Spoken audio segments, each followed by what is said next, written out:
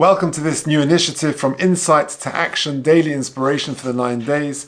I have been given the tremendous honor and privilege of launching this, and I thank the organizers for affording me this opportunity. It's an opportunity to share some ideas, reflections, and insights, and some practical application to bring the spirit of these days into our lives. Let me share with you a short but fascinating idea. The Gemara in Nedarim, Daf Pei Aleph Amud Aleph says that the reason the first Beis Hamikdash was destroyed is because they didn't say Birchas HaTorah.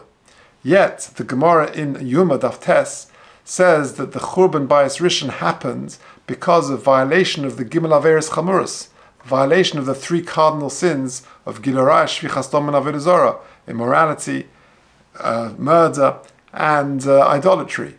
So which one was it? Was it not saying Birchas HaTorah, or was it a violation of the three cardinal Averis? Rabbi Lef, based on the Rabbeinu Yonah in Nedarim, says the following. Not saying Birchas HaTorah reflects the fact that you don't appreciate what Torah is, that you don't appreciate there is a no-sin HaTorah. You're essentially cutting HaKadosh Baruch Hu out of the equation. And when you cut HaKadosh Baruch Hu out of the equation, that is a very dangerous and slippery slope. It can begin with not saying Birchas HaTorah, but it can end with violating the most nefarious of crimes. Cutting HaKadosh Baruch Hu out of the equation, not living with an awareness of Hashem in our lives, is a very dangerous thing to do. It's a very slippery slope.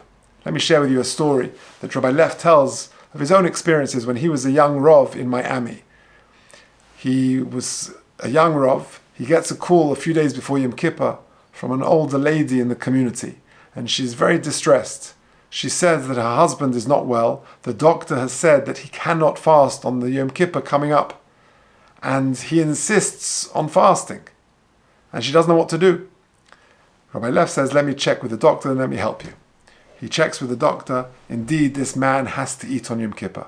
He goes round to the man's house, sits down with him, and before he can say a word, the old man says to Rabbi Lef, listen, I am more than 3 times your age. I have fasted for over 75 years on Yom Kippur, and no one is going to tell me to eat on Yom Kippur. Rabbi Lef, what would you do if you're a young Rav in that situation? Rabbi Lef looked at him and said, I feel for you. I understand where it's coming from. But let me tell you something. I've checked with your doctor. You need to eat on Yom Kippur. That is what the Shulchan Aruch dictates. That's what the Ratzon Hashem. And the man says, I refuse. I am not going to eat on Yom Kippur.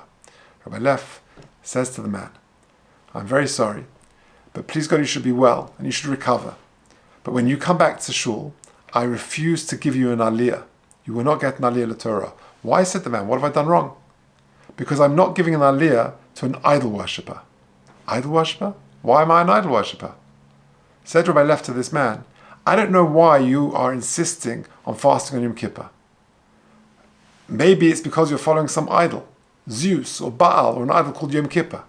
But Hashem, in his Shulchan Aruch, wants you to eat on this Yom Kippur.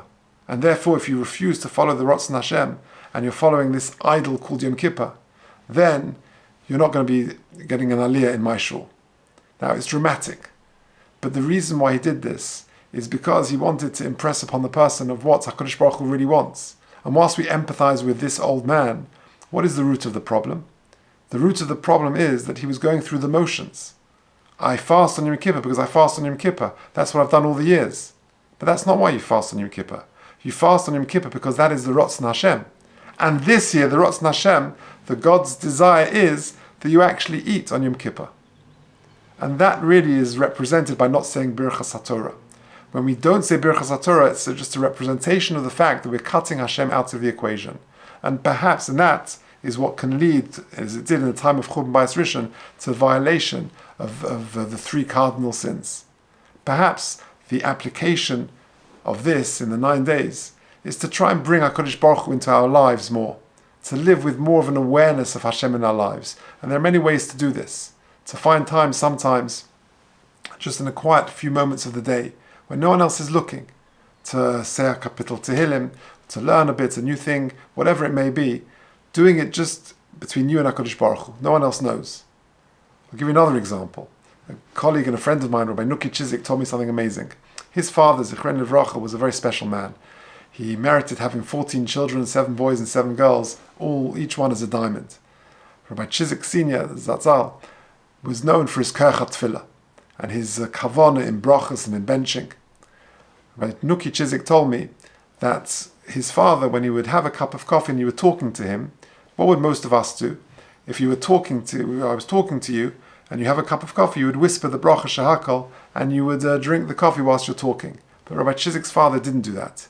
He was talking to another person, he would say, excuse me a moment. He would look aside, say the bracha with kavana, as if he was talking to HaKadosh Baruch Hu, because that's what we're doing when we say a bracha. Baruch atah Hashem, we're talking to HaKadosh Baruch Hu. He was living without awareness.